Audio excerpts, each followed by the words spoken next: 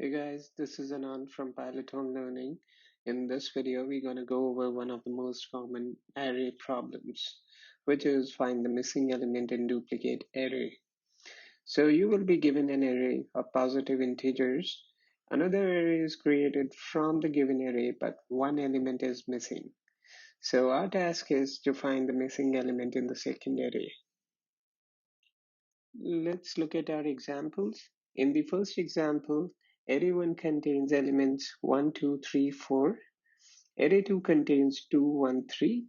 And the output is going to be 4 since 4 is missing from the second array. In the second example, we have 6 elements in array 1 and we have 5 elements in array 2. 100 is missing from the second array. Let's move on to the solution part. There are multiple ways to solve this problem. First and most basic way is the brute force method, where we will iterate through each element of array 1 and check if that element exists in array 2. The time complexity of this solution is going to be O(n) square, as we will be running two for loops, one inside another. Since the time complexity is going to be O(n) square of this solution, we will avoid coding this solution. Now let's move on to the second solution, which we will code. In this solution, we will perform sorting on our input arrays, then try to iterate through the arrays simultaneously, and in the end, we try to compare corresponding elements on each iteration. If elements are not equal, then we find a missing element from array 1. Let's code our first solution. First, we will define a function named find missing element, which takes two arguments, array 1 and array 2. The very first thing which we need to do is sort the arrays. To sort the arrays, we're going to use sort method on array 1 and on array 2.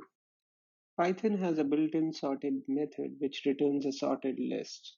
Before moving forward, let's discuss the difference between sorted built-in function versus sort method on a list. Let's copy a list or array, and since this list is already sorted, let's just introduce a random number to make it unsorted. Pass this unsorted array to sorted function, which will return the sorted list, as you can see. And if you check the value of array, it's going to be still unsorted. Now we will call sort method on this array variable. This wouldn't return any value, but if we check the value of array, you would see the array is sorted. So the sorted function returns a list, but it doesn't make any change to the object, whereas sort method on the object returns nothing, but it does make a change to the object. Now let's get back to our solution. Let's sort our arrays.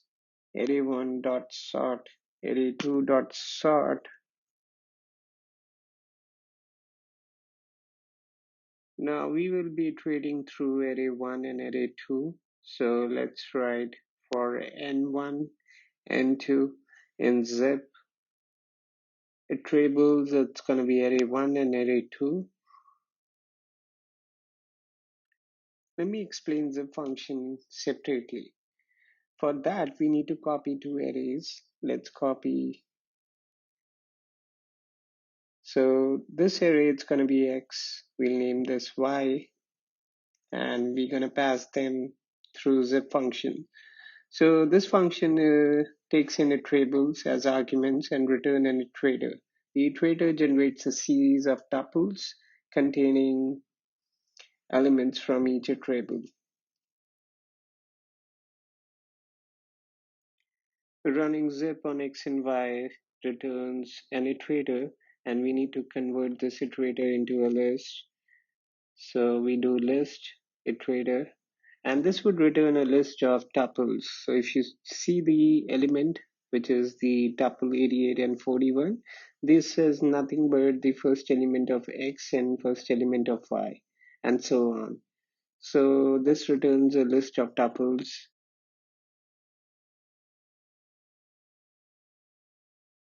So let's now run zip on X sort and Y dot sort. Let's see the output. Oh, it fails. None type object is not iterable. Oh, so X dot sort is not returning anything. Same, Y dot sort is also not returning anything. So let's just call sorted X and sorted Y.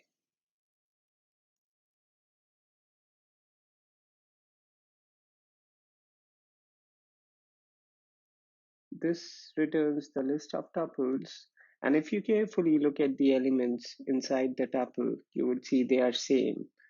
Since these two lists are sorted now, the elements has to be equal. So wherever you would see the elements are not equal, that is where the discrepancy lies. So in this case, if you see the last element of the tuple, 100 and 1001, so 100 is coming from X, list X, and 1001 is coming from list Y. So the discrepancy is here, so the missing element is going to be 100. Let's now bake this knowledge into a functionality. So for n1, n2, and zip array1, array2, we're going to check if n1 is not equal to n2, then we're going to return n1.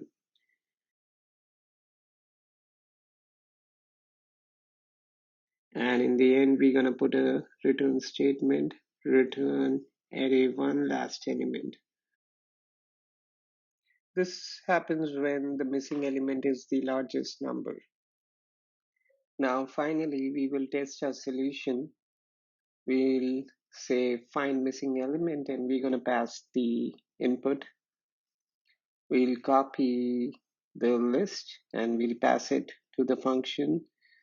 And the missing element is 4 as expected. Now we'll copy the second example.